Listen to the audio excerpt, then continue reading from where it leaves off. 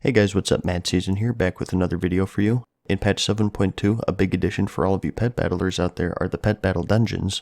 In this video, I thought I'd show you a quick overview of how these work, how to start them, and what rewards you get from doing them, since they might be pretty good for gold making. Keep in mind that this is pretty early on into the PTR, so any of it could change by the time it hits live servers. Basically, these are short 30-minute dungeons where you take on a series of pet battles, and they're sort of recreations of existing dungeons. For example, the one on the PTR right now is for the Wailing Caverns, and instead of fighting the bosses, you fight many pet versions of them. To start all of this, you need to have leveled a pet to 25 and unlocked all 3 battle slots in the pet journal and be level 110. And although that's the bare minimum, in reality you need quite a variety of different pets so you can take on and counter everything.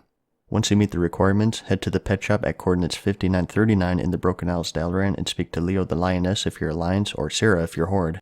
She'll have a quest for you asking you to investigate the Wailing Caverns instance. This is located in the Northern Barrens at coordinates 3968, and above the entrance to the instance in the Eye of the Skull will be the NPC Muyani. She'll give you a follow-up quest, and if you talk to her again, she'll port you to the actual dungeon.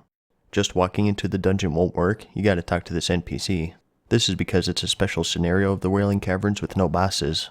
You actually start midway through the instance, and on the right-hand side of your screen, you should notice a scenario tracker. It'll vary between dungeons, but for the Wailing Caverns, there's a total of 11 pet battles and 7 stages. The length depends on how adept you are at pet battling. As I said, it's around 30 minutes for the average player, but if you know what you're doing, you can probably shave that down to 15 to 20 minutes for this particular dungeon. The difficulty is fairly high. All of the pets have the boss and elite affixes, which makes them take 50% less damage, and that makes things a little tough. The biggest piece of advice I can give for these is to bring healing bandages. You can use these in the dungeon, so make sure you take advantage of that. And if the other dungeons are like this one, they'll have a theme that follows along with the normal dungeon. So the Wailing Caverns, where you mainly kill beasts and whatnot, the pet types are beasts, aquatic, and a couple of flyers. And the final boss pet is elemental, just like the normal boss. So if there's one in Stratholme, you can expect a lot of undead battles. If there's one in the Stone Core, there'll be a lot of elementals, and so on. So you can use that predictability to your advantage and counter appropriately, so read up on your counters. If you haven't really touched pet battling yet, in the description I'll have a link to a starter Wowhead guide, so make sure you check that out if you need it. And once you complete it, return to whatever NPC sent you to the dungeon. In this case it's Muyani, and you'll be awarded with a leveling stone that instantly levels any pet to 25. This is one of the reasons why I said it could be good for gold making. These are bind on pickup and you can't sell them directly, but what you can do is level someone else's pet in exchange for gold. As long as the pet is cageable, it's tradable, so you can just spark in trade chat and charge a few thousand gold for boosting someone else's pet. Or if you want it to be less interactive, you can just buy a good level 1 battle pet off of the auction house, level it, and then repost it at a higher price. And the other reason why I think it might be good for gold making is a damp pet supply cache.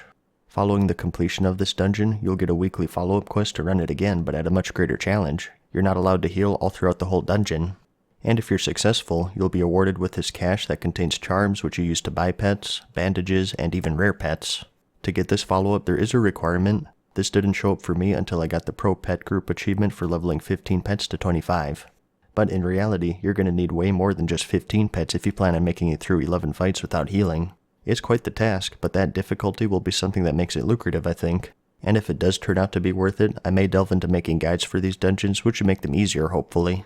But those are the pet battle dungeons in a nutshell. Like I said, it's kind of early on the PTR, so there's room for change.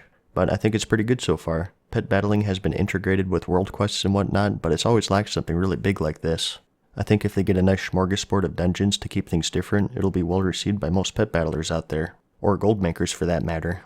We'll see on that front though. One of the downsides with pets for gold making is that they're slow to move, so it just depends on how the supply and demand is once the patch hits. Regardless though, I hope you found this video helpful. Give it a like if you liked it, and if you really liked it, let me know in the comments and subscribe. And as always, thanks for watching, good luck, and peace.